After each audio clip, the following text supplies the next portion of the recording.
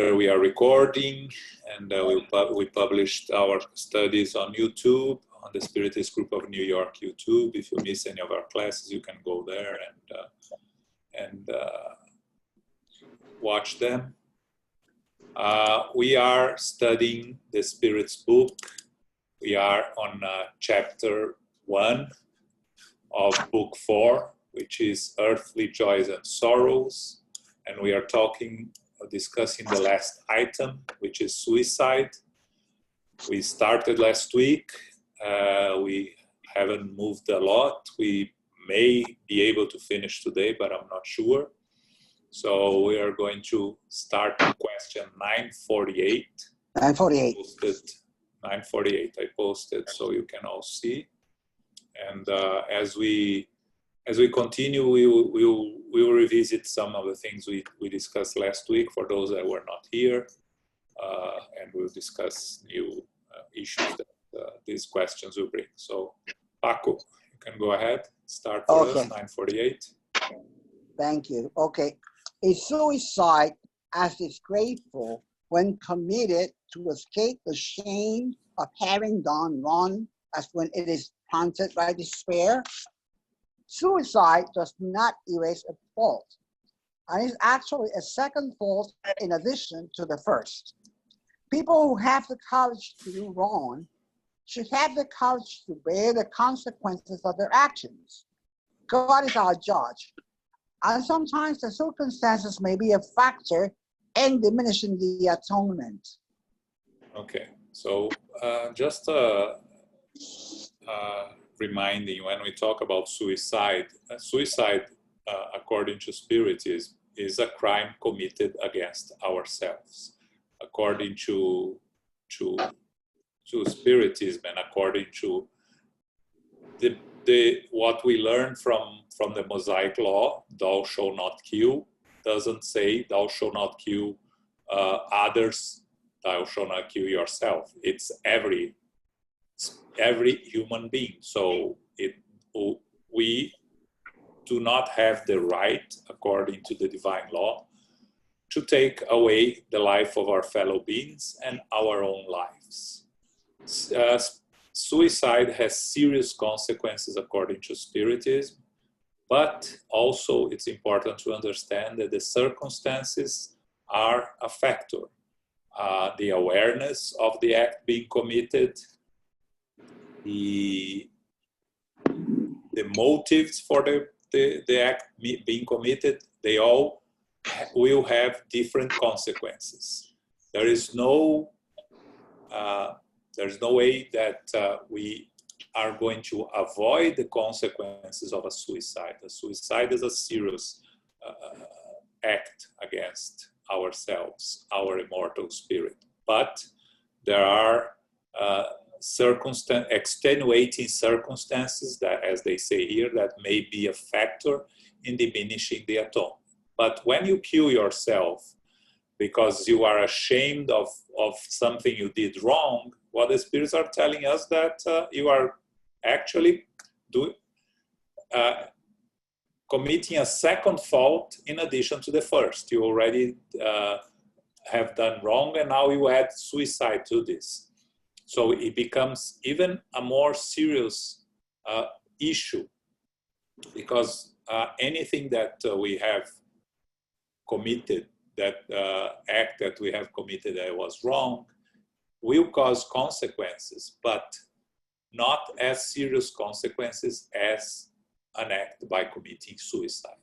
So it's very important to understand, and when the spirits say here, God is our judge, we always like to remind everyone to understand that the natural laws created by God are, in the end, our judge. It's not that God is a figure that punishes one and doesn't punish the other. The laws are the same for everyone.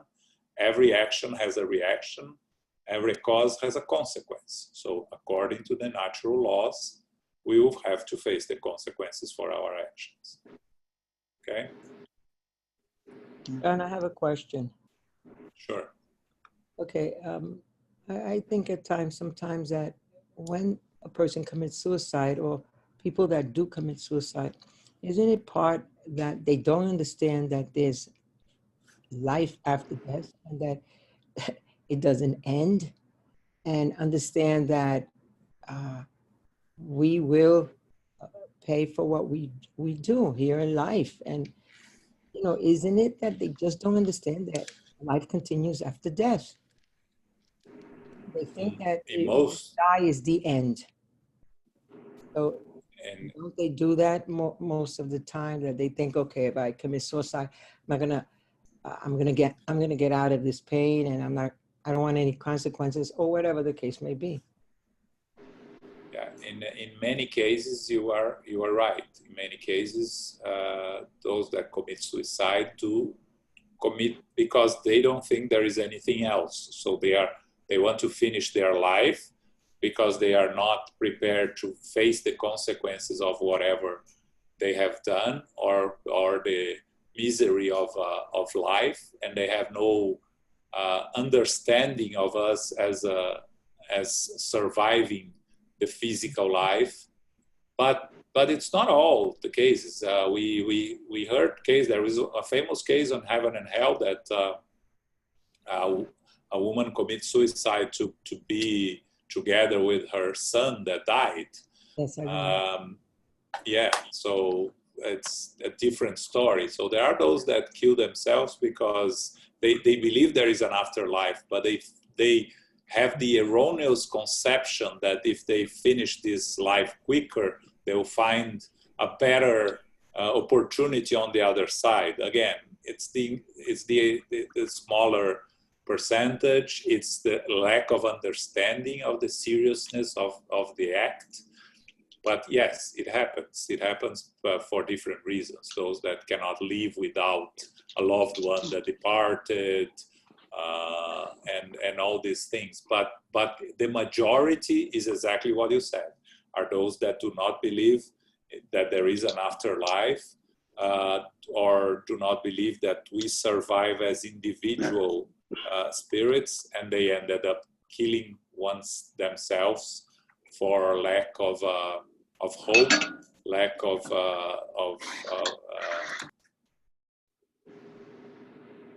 lack of understanding in general, right? Yeah. Okay. Okay. Anyone else? Okay.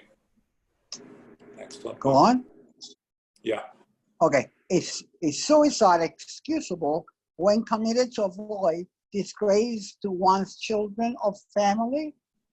People who act under this belief do no good, but they think they do, and God takes their intention into consideration. Intention lessens the fault, but it is a fault nevertheless. Once you have eliminated your social prejudices and injustices, you will have no more suicides. People who take their own lives to escape the shame of a bad action prove that they attach more value to the opinion of other people than to that of God. They return to the spirit world burdened by their own doings. As a result, they deprive themselves of the atonement planned for the current life. God is not as inexorable as human beings are. God partners those who sincerely repent and takes into account our efforts to remedy our wrongs. But suicide resolves nothing. Okay. So two things here. The first, the spirits say that if people act under the belief that that they are killing themselves to avoid bringing disgrace to their children or their family, there is in the cause and consequence, it is a less serious consequence than the one that kills oneself just out of full selfishness. But it is a fault, nevertheless, as the spirit says here. And I was thinking of, in the Japanese culture, there is the costume of the harakiri, right? When one kills oneself out of shame for something done wrong and something someone that brought embarrassment or shame to oneself or to one's family. So it is part of the culture, and people follow the traditions. It is not excusable because it is a suicide and there are consequences. But the fact that it is a tradition, the fact that those that do it believe that they are doing out of respect to the society and follow the rules of society, of course, the consequences will be less severe than someone that commits suicide for selfish reasons. Again, talking selfish reasons, those that do not believe that there is anything else, those that are bored of life or things like that. And again, when you talk about mental diseases, there are also extenuating circumstances for suicide. But the thing is, there is always serious consequences, and one of the consequences of committing suicide is that you end up coming in a new incarnation with the opportunity to challenge yourself that you had overcome this temptation. So what we hear and see is spirits that commit suicide in more than one incarnation. They come back, they try to overcome, they kill themselves again, and they end up accumulating debts that sometimes only an incarnation, when they cannot act on killing themselves, they will come with challenges to act by themselves. So either by a physically or mentally disabled human body, right? But it is always a complex discussion. We have to understand that not all cases are the same, and that the situation, the intention, everything is taken into consideration in the responsibilities, because in the end, because it's our own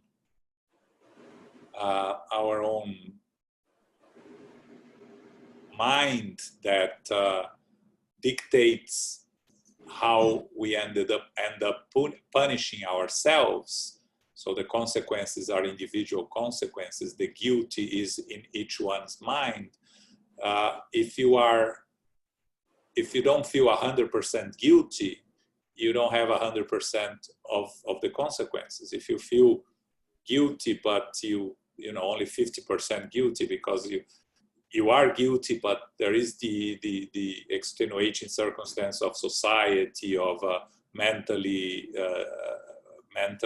disturbances and things like that, the consequences are going to be different.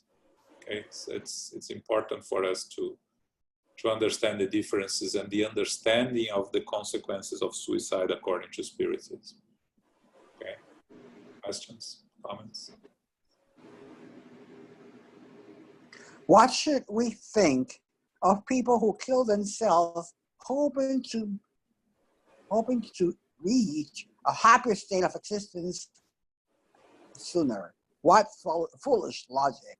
If a person does good works, he or she is much more certain of reaching that happiness. Suicide delays the entrance into a better world. Those who have committed this act eventually ask to come back to Earth to complete the life they mistakenly cut short. A fault, no matter what it may be, can never open the door to the sanctuary of the good. So this is something that I mentioned briefly, right? Those that kill themselves because they think that they'll find a better situation on the other side. And the spirits are very clear here. It's a foolish logic, right? We know, and those that study Spiritism and understand the teachings of Spiritism know that our incarnation is to be taken full advantage of. It's an opportunity to learn, to go through our trials and atonements, and to come on the other side better than when we started. And it's a unique opportunity. It's not something to be taken lightly, because as we know, there are 3 times more spirits in the spiritual world on planet Earth than incarnated.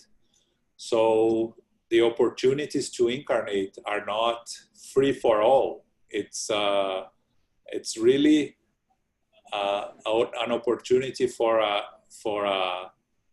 a smaller part of the spirit population of the planet. So we have to take advantage of every opportunity we have in an incarnation to overcome the challenges that are presented to us that will allow us to evolve morally and intellectually.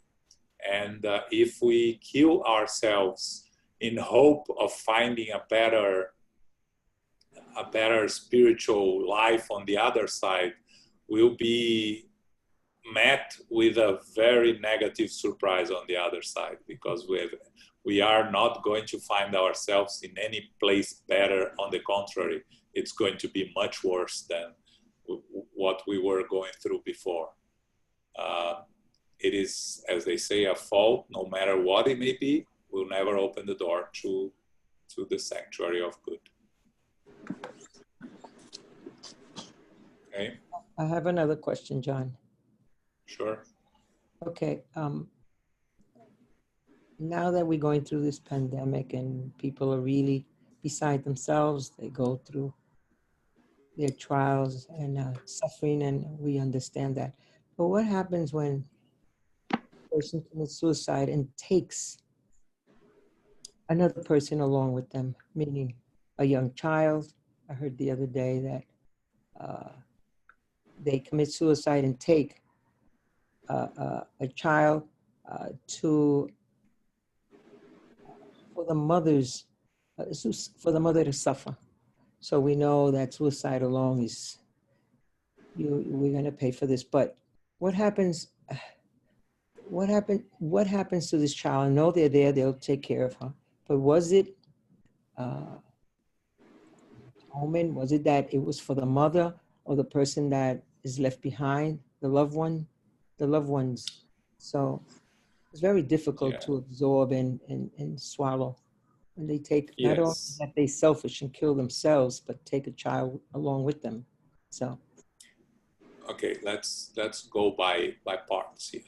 Okay. The person who kills oneself and kills a child with them, they are committing a double murder, right? They kill themselves and they kill another person. So the consequences are going to be even worse than for someone that just committed suicide. Because now not only you committed suicide, but you prevented someone else from having an opportunity of an incarnation. You cut short a life of a child that had its full life ahead of them. So for the person that does this act, the consequences are going to be very harsh, very difficult. Of course, again, nobody's lost forever. We have all those that committed crimes against humanity are there somewhere also, looking for opportunities to repair and to restart. But it will take a very long time for someone like that to overcome what they have done. Now, for the child, nothing happens by chance. So the child had to go through one experience like that. Again, it's not written in stone. Each situation is different. But a child that dies a violent death through the hands of the parents when they are young, there is something there in the relationship that causes this to happen. Of course, they are not to blame. They will carry no blame on the act. Right.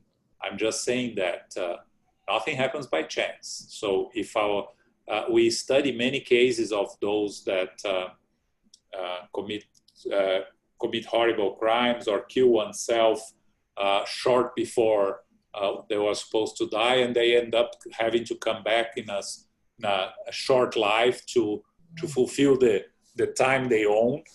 So again, I'm just giving an example, and each case is a case, and we cannot generalize. But what I'm trying to say here is that there is something that child had to go through.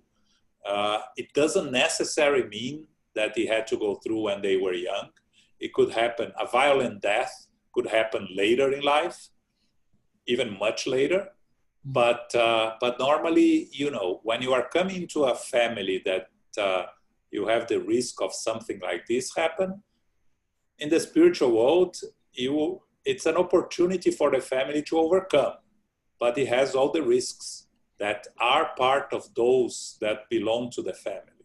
And the surviving parent that has to face the situation, again, it's a huge trial, atonement, or whatever it is they are going through. But also, it is not completely out of nowhere by chance. They had a relationship in the past. They had probably caused some similar situations to happen, or they caused the events to happen. So again, nothing compares to the guilty of one that committed the act. Right. And those that are still alive, they are already facing very serious consequences of everything that happened, because it's going to be a very difficult life from now on, right? Because to survive losing a child, and especially by the hands of a former partner, or present or former partner, it is a very difficult challenge. But again, we looking at the bigger picture of us as eternal souls that went through several incarnations already, everything that happens, there is something there in the past that it's very important, nothing is written in stone, but could present an opportunity for this to happen. And it happened. Sometimes these opportunities are here and we are able to overcome. And that's the objective. All the situations that we face in our lives, we have the ability to overcome, because otherwise they wouldn't be in front of us. We are not going to have to deal with things that we're not prepared to deal with in our reincarnation process. We actually, sometimes when we are part of our reincarnation planning, we ask for more than we can handle, and the spirits will tell us that is too much, let's go with a little less. Yeah. So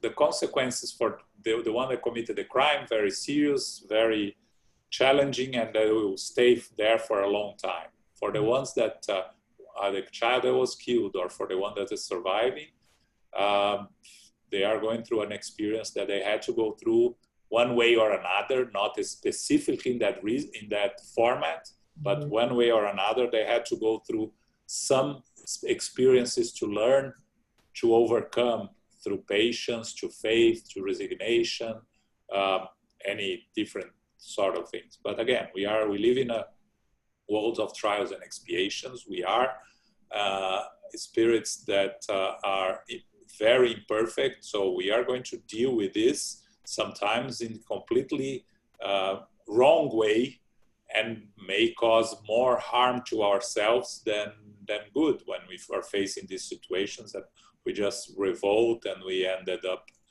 aggravating our situation instead of improving. Thank you, John. Thank you. Anything to add, Elmo, there? No?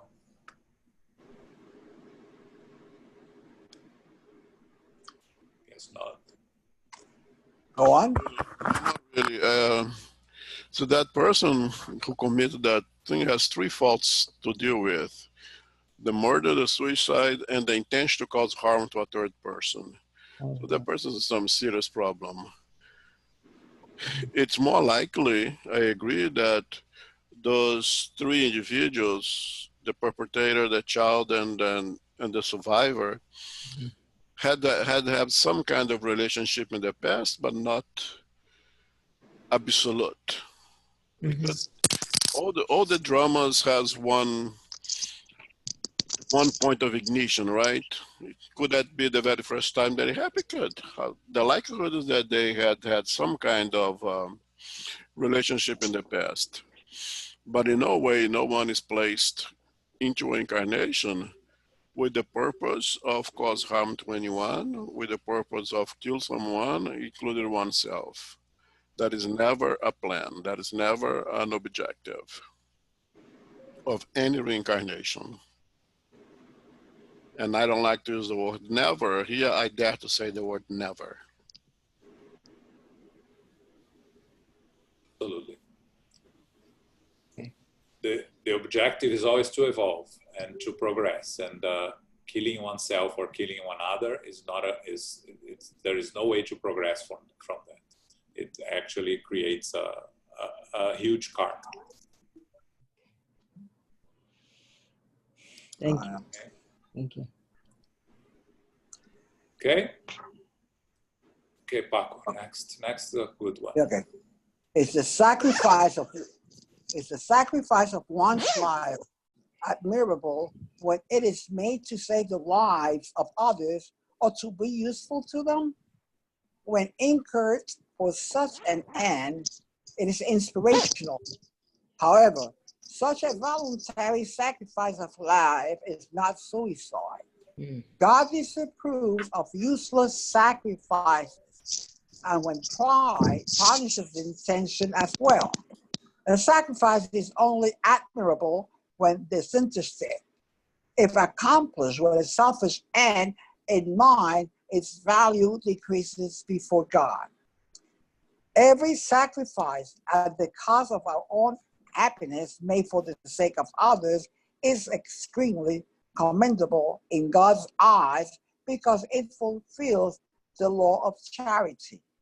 Life is the human being's most valuable earthly possession. Those who renounce it for the good of fellow beings rather than committing a crime are making the ultimate sacrifice. However, making this sacrifice, they should consider whether their life could be more useful than their death. Okay. So here, really, we're not talking about suicide, because when one sacrifices oneself to save the lives of others, this is not a suicide. That spirits say very clear here. Such a voluntary sacrifice of life is not suicide. So we are going through this pandemic. Those that are working in the front or in hospitals, trying to save lives, and get sick and die, that is in no way a suicide. On the contrary, it's a life that has to be praised and has to be valued, because it's really the ultimate sacrifice, and it follows what Spiritism tells us to the letter, right? Without charity, there is no salvation. So this is the ultimate act of charity, to save others' lives, even at the cost of one's own life. So you think of cases that those that jump in the water in the river, in the sea, to save someone that is drowning, and in the process end up dying. This is not a suicide. This is a meritorious attempt to save the life of a fellow human being. So we are going to discuss later, a little bit later, the concept of involuntary suicide, which is something that we didn't want to kill ourselves, but we risk our lives in a way that is considered an indirect suicide. Like they kept calling André Luiz a suicide in the beginning of Nosso Lar, and he didn't understand why he was being called a suicide. And later he understood that because of his lifestyle of especially smoking and drinking, he ended up having cancer and dying in the consequence, as a consequence of the cancer. And they kept calling him suicide because he ended up shortening his life with his behavior. But it is not really a suicide in the sense that we are discussing here. Is an indirect suicide. But in this case, it's not even an indirect suicide. It's not a suicide at all if you are sacrificing your life to help another human being. Okay? Very clear. Okay? Any questions here? No? João? Clear. Yes, Fabio. This is very similar to a book by a person that I already mentioned here named Bernard Williams. He was a British philosopher. He wrote a book, I think it was called Utilitarianism for and Against. He brings up the idea of what he called this utilitarianism, that is our actions are right only insofar as they promote the greatest happiness of the greatest number. And he brings a story on this book, which I'm reading actually right now for years. It's one of the book's thought experiments involves Jim, a botanist who's doing research in a South American country led by a brutal dictator. And Jim finds himself in a small town facing 20 captured Indian rebels. And the captain who has arrested Jim says that if Jim will kill one, the others will be released in honor of Jim's status as a guest. But if he does not, they will all be killed. So simple acts, utilitarianisms would favor Jim killing one of them, one of the men. So he says that there's a crucial distinction between a person being killed by Jim and being killed by the captain because of an act of or omission of Jim's. It's a very interesting argument because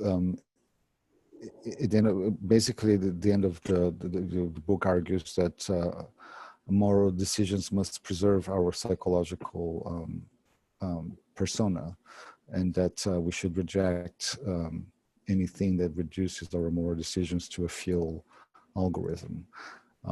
So it's a little bit related to what you just said, but just put, I guess, in another printed and philosophical way. That's all. Thank you. Fabio. Yes, very interesting. I was thinking of Sophie's Choice, right? The famous book and movie. Right. Yeah. Right. Wow. That she has to choose between the two kids, right? And again, the responsibility is according to your ability to make a choice and to have the freedom to make a choice, right? It's responsibility according to your own understanding and ability to deal with the situation.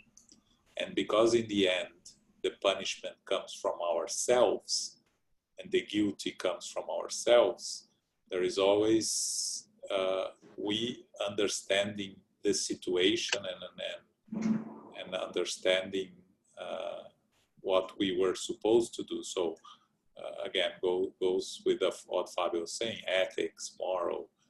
It's not simple. It's not black and white. It's always complex and very difficult situations that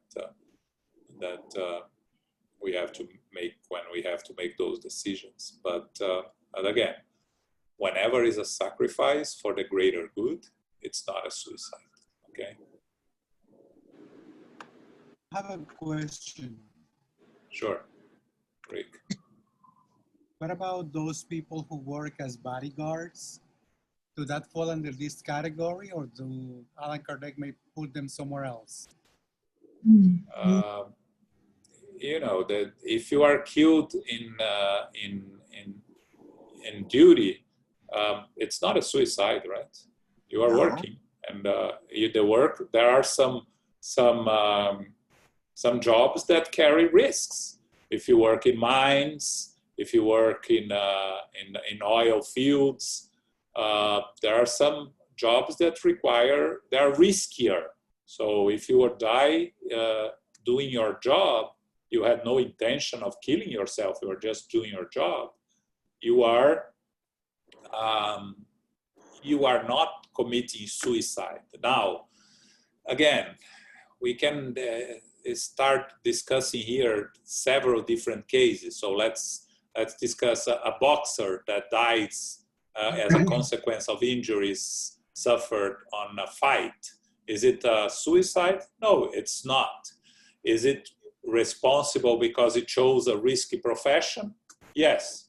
You make your own choices in life and you face the consequence of your choices. But it's not a suicide because you didn't want to die. You died as a result of something that you were doing. So it's important to make those distinctions and understand that responsibilities is according to our choices and our knowledge of the consequences of the choices. Thank you.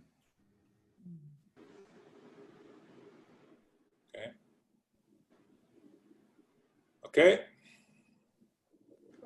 Okay. Next one. Are people who fall victim to excessive indulgence in passions that they know will hasten their death, but to which they are uncontrollably addicted to, committing suicide? This is moral suicide. Do you not see that in this case, such persons are even guiltier? They are guilty of lacking resolve, of the sin of depravity, and of neglecting God.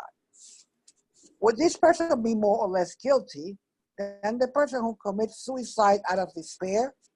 Such individuals are guiltier because they have time to reflect on the suicidal nature of the course they are pursuing. When a person commits suicide impulsively, sometimes a degree of confusion or disorientation is quite similar to madness. The former is punished much more severely than the latter, as the penalties for a crime are always proportionate to the consciousness and intention of the wrong committed. Okay, so here is something interesting, right?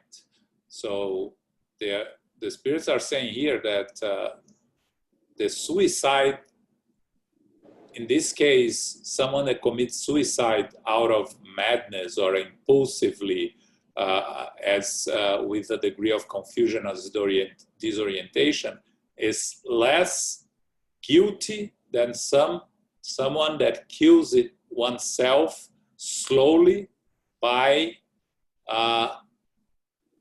addictions that they know will kill themselves. It's very interesting, this point that the spirits are making here.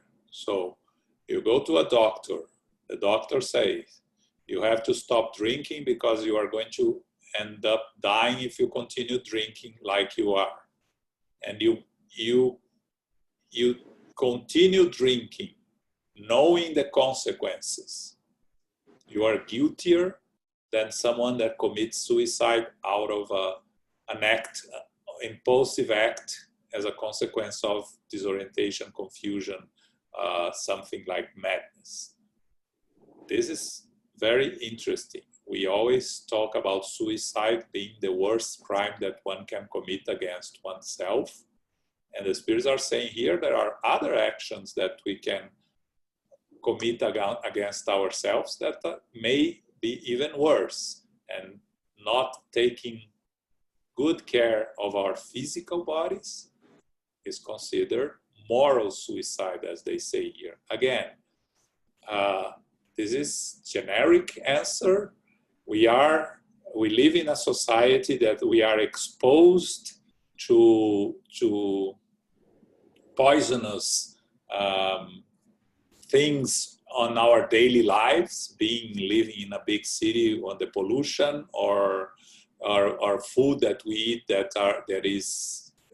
has some Process. contamination. Yes.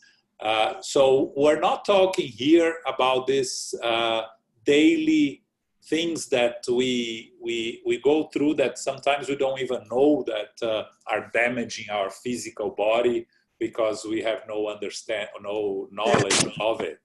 It's unconscious. They're talking here about addictions. So you are addicted to something, you know that the addiction is going to kill you, and you don't make any effort to overcome the addiction, right?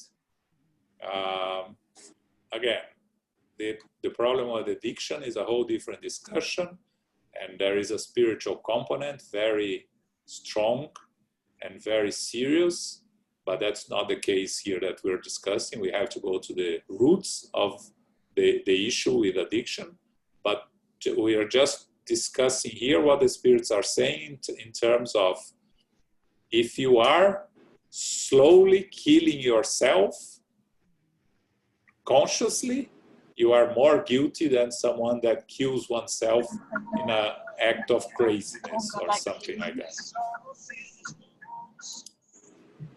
Okay? Any questions, comments here? That's a serious question. Yeah. Oh?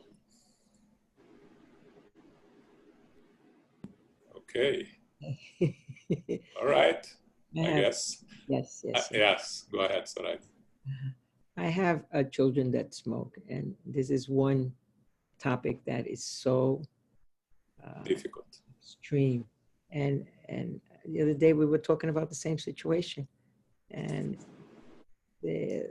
one of them answered and said, "Well, I have too many problems right now, and I have to take care of this problem rather than taking care of the cigarette problem."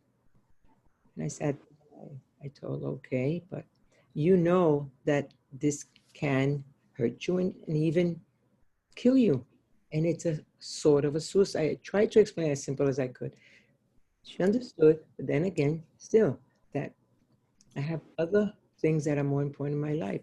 So where do you stop? I mean, I kept going. At one point, I said, I better just stop it now and not go into deep, because whether they don't understand or whether they're ignoring it, or the habit is worse than anything else. So, you know, do you continue going back at times? It's difficult, Soraya, because you cannot force anyone to do something that they don't want to, right? So you cannot force someone to stop drinking. Right. That's why we have the Alcoholic Anonymous, that people volunteer to go there. Nobody goes there. You may be forced to go the first time because a friend or someone in our family took you there, but you continue going there by your own decision. And with smoking or these other drugs, what you can do is what you did. You have to make it clear that there are consequences, and there are serious consequences. I think in terms of them saying, "Oh, I have other things to deal now, and when I don't have, I'll deal with this." Well, there will always be problems in our lives. Right. We will never, the addiction will never take priority if we don't make it a priority. And that's what you can say. But you cannot force anyone to do it. Each one will face the consequence of their own actions, right? And I think what Elmo, I believe, said one time about the mind, we always go back to the mind. The mind is the greatest thing that we have. So, you have to go to a point that, mind over matter. You have to, but then again, I could keep talking until the end of life, but the person has to understand that and get to that point about, we can do miraculous things with the mind. So until they understand that there's nothing else I can do. I know we're just saying that I have to stop at a point, and I do. But sometimes when it comes up and I have a little edge and I can say a word or two, I will. Yes, of course. You can always say, but you should always say, right, something. But it gets to a point that sometimes it's not worth, because the relationship is it can damage the relationship, and you want to preserve the relationship. So, but it's hard, but it's important for us here to understand this spiritists, because there is this stigma on suicide in spiritism that it's pretty valid, and it's pretty, it's true. Suicide is one of the worst things one can do against oneself, but like they say here, sometimes it's not the worst thing. If you are killing yourself through moral suicide, as they say here, the consequences are going to be very serious. Okay. And also take in consideration that that person may be absolutely honest and sincere when he or she says that I have great issues to deal with at this moment, and I cannot handle another stressor, and to try to quit smoking at this point would be another stressor that I cannot handle. Then that person will accomplish nothing because the additional stressor. So take that into consideration. It's better if that person smoke and resolve the other issues who are more important, and hopefully eventually she'll be paying more attention with smoke cessation. Okay, that's a good point. Yeah. Thank you. Okay. Next. Right. Go, Paco. So, or even your regular doctor, talking to your family doctor. But I do believe that it's crucial for any person who wants to liberate himself or herself to seek professional help. And I'm talking about medical help and psychological help. Yes. Because it's addiction is a disease that will tell you that you don't have one. Right. Okay, so yes, addiction will tell you that you don't have one. Good So point. you see me in the vortex of addiction, and you're telling me, be careful when I really, the disease itself is telling me, stop this BS, stop being so self-righteous, because, then the addict becomes stubborn. It's much better to express concern on your part, you understand, instead of say you, make statements like I.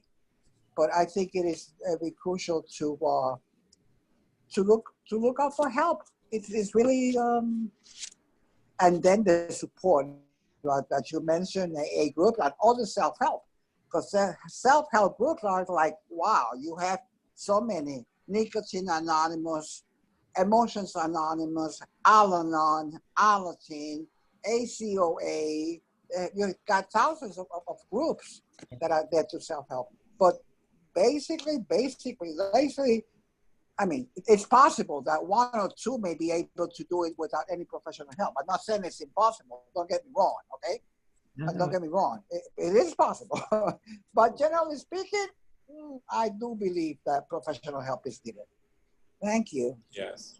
Thank you, Paco. Yes. And for us that know spiritism, it's a combination of medical help and spiritual assistance. It's both sides, because we know that whenever you have an addiction, there is a spiritual component to it. Yes. Yes. So you need to treat both sides, because the addiction is manifest in the physical body, and the brain gets addicted. So that you need medical or self-help or help groups, yes. But the spiritual side that we can provide is also very important, because it will try to help with those spiritual friends, as we call, right, that are there to prevent you from quitting your addiction. Okay. Thank you so much. Thank you. Okay. Next one, Paco. Okay. When people face an unavoidable and terrifying death, are they guilty for abridging their suffering by a voluntary death? It is always wrong not to wait for the end appointed by God. Besides, how can people tell whether the end of their life has really come, or whether some unexpected help may reach them at what they believe to be their last breath? We admit that in ordinary circumstances, suicide is reprehensible. But what about the times when death is unavoidable and life can be abbreviated for only a few moments? It always means a lack of resignation and submissiveness to the will of the Creator. In this case, what are the consequences of this action? Atonement proportioned to the gravity of the mistake, according to the circumstances under which it was committed, as always. Explain to me, because that sounds like too legal. Euthanasia. That's the whole question is about euthanasia, if we could sum in one word. Meaning, euthanasia. Euthanasia, okay. Yes. Euthanasia, yes. Euthanasia. Yes, you are abbreviating the life of someone that is going to die anyway. Mm-hmm.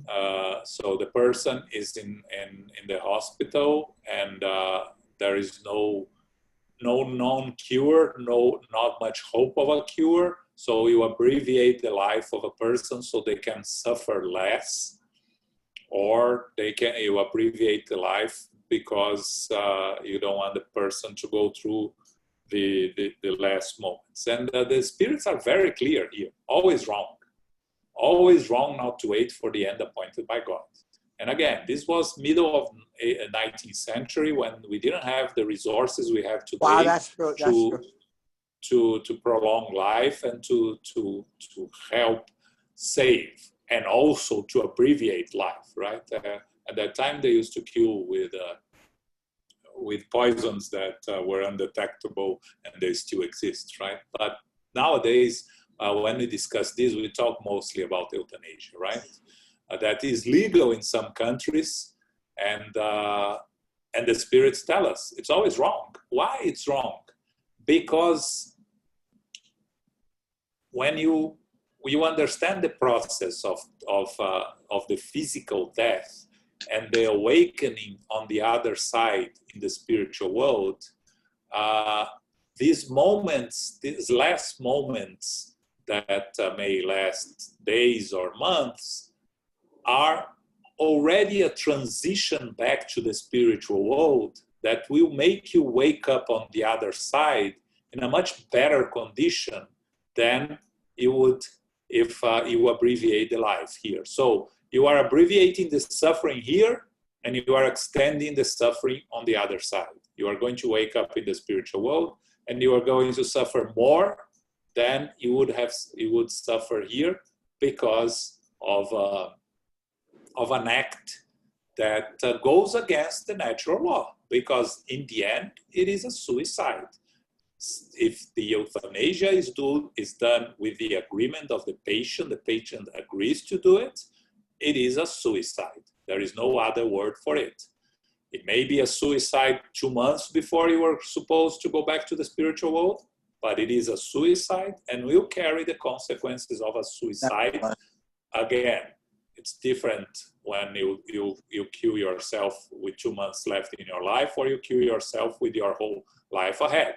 The consequences are different, but there are consequences. So the solution here is to wait to the natural end of the physical life. Even with, we discussed a little bit last week, right? The different ways that hospitals have to deal with it. And I almost said that according to the law here, if there is, the brain is dead, there is, you turn off the machines because the law allows you to turn off the machines. No machines will be kept. But if there is still, there's still brain activity, and you don't want, the person is really in a very bad condition, you don't do artificial measures to preserve the life, a vegetative life or something like that. You just make the person as comfortable and as possible and wait for the natural process of the end of the physical life. Okay, so let me ask you a question. I have a question. Sure. If we're saying that it is wrong to abbreviate a life, then it's also wrong to extend it. Am I correct? In what sense? Through artificial means, you know, like wires and tubes and things like that. That wouldn't that be extending a life? If you are trying to save a life and there is hope, you should always do that. We should always try to extend as much as possible if there is if there is hope of some type of recovery. But if there is no hope of recovery, it's really a situation that there is nothing to be done. Either the person is too old or the disease is took over the whole physical body. It's just a matter of days or hours or weeks. Then you keep the person as comfortable as possible and wait for the end of the natural process. Because you know that they have a. Yes. We have a living will. That I do have a living will as part of my legal papers, and in that living will, it's basically stated that I do not want any extension, resuscitation purposes that might extend my life. Yeah. You know, it's a living will that I have in my testament. Because you know, the same way that I don't want to be abbreviated, but I don't want to be extended. Well, when you say extending, can you hear me? I hear you. Yes. Yeah. When you say extending or life, how do we know that we're extending life or not? The job of the physician, of the clinician, is to preserve life to the best of their abilities. Naturally, there are cases in which the clinician, as much as we know, as much as we understand, would be futile to try to preserve that life. Meaning that a situation that we see very often, that the patient comes in with a huge brain hemorrhage. Let's say 50% of the left side of the brain, and we know that's not compatible with life. And let's assume that the wife comes in with this patient and says, I want everything to be done. The clinician is obliged to do everything that can be done at that moment. Put that patient on a life support for at least for the time being. Eventually, when a brain death is documented, then legally that machine will be turned off. Or when through a long process, 2 or 3 clinicians will support a documentation that life cannot exist without life support, they will turn off the life to turn off the machines, and then let nature take the course. But at that moment, it is the responsibility of the clinician to try to preserve that life. And that's the reason that it's wonderful to have what you have, the living will that states such a thing. Exactly. Okay. Because that you avoid a lot of problems, especially to your loved ones who doesn't know what to do. Who may even get into Yeah. Okay. quarrels, or may even get into quarrels, and we see that often among us siblings who say, no, dad would like this, no, I know dad would not like this, and becomes a whole. Now, if you have your living will that states exactly what you wish to be done, that's the end of the conversation right then and there. Yeah. Okay. But I there is somehow also, but there I is somehow got. also, and you have to Huh? take into consideration cultures. There are some cultures that individual you will be kept on in a life support indefinitely because the culture does not allow them to turn that off. So there is many issues to be considered. Yeah. I don't know if you remember the Chavo case in Florida, in Yes. which you remember that case in which the Yes. husband wanted to disconnect because she was his wife, and her parents did not want to. They went to court for a whole year, I think. Yeah. I remember that case. And that was even to turn off the feeding machine. That was even not even a brain death situation. It's not even a breathing or heart pumping machine. That was for feeding. They wanted to Yeah. stop the patient. Patient allow her to starve to death. Okay. Okay. Thank you. We all went over a little bit. Oh, we but, went overboard. Yeah. We will continue next week. We haven't finished the chapter on suicide yet. We still have some subjects to discuss, so we'll be back next week to discuss it. But before we finish, we have an important announcement that we are going to start this coming Monday, a virtual meeting for those that used to attend our spiritual treatment sessions at SGNY and anyone else interested in joining. It will be a 30-minute session from 7:30 to 8 p.m. when we are going to have a reading of the Gospel according to Spiritism and followed by a quick comment, and then we'll finish with a prayer/meditation, okay? For those that are missing our Monday meetings, that used to go to the Monday meetings to attend our spiritual treatment, because we don't foresee any return to the Spiritist Center anytime soon, we decided to start doing a short type of gospel at home meeting every Monday at 7:30 That's p.m. nice. Very good. Yeah. Yes. So I know that Marisa, you used to go on Mondays, so you can join us. And anyone else that wants to go, the meeting will be conducted by those that participate in our Monday mediumship group and are not attending the group.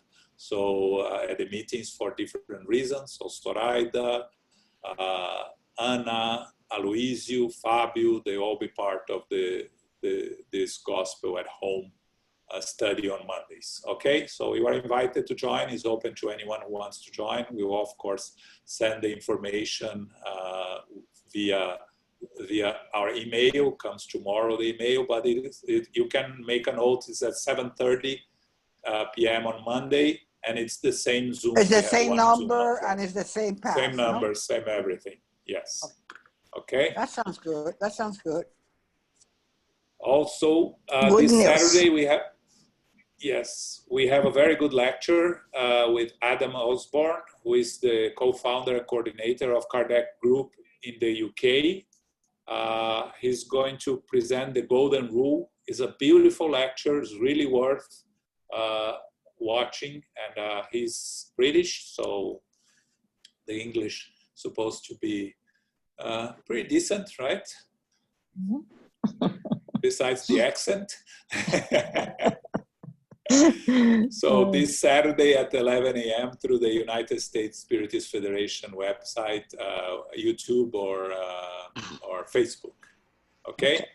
This Wonderful. Sunday, we're going to study, this is the first Sunday of the month. We are already in August, believe it or not. So Wow. we're going to study in the greater world. And then we will have our Q&A session. We're doing a quick Q&A session after the meeting.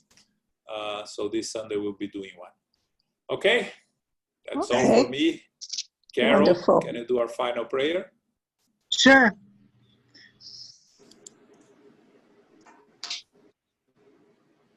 Infinite Creator and Supreme Intelligence, we are grateful to be together this evening to study the Spirit's book, the topic being suicide.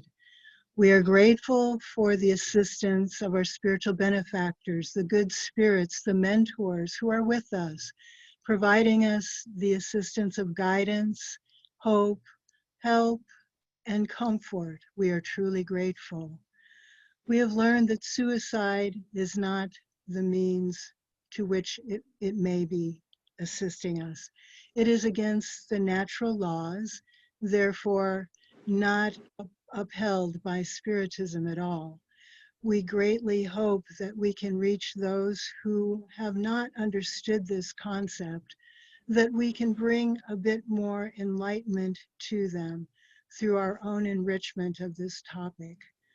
May we continue throughout the week with our prayers, with our studies, mindfulness, and with the effort that we are making to absolutely bring in these principles to our entire being. We are grateful for what we have received this evening, and may we continue to grow together during the week. We close this meeting now and humbly ask for safety and protection those who are going on their way to family, friends, loved ones, or coworkers. May we be at peace, and may we link our minds and hearts to have a greater unity and inner peace. May we share this with others who are in need, and may our prayers be extended to all those who may be suffering at this time. We ask for greater guidance, greater help, greater assistance with all that are in need. We close now and ask to receive the blessed light and love of Christ within. May we hold this deeply and share it with others as we are able to do so through our discernment. We close now and ask to go forth as beacons of light. Go forth now in peace. So be it.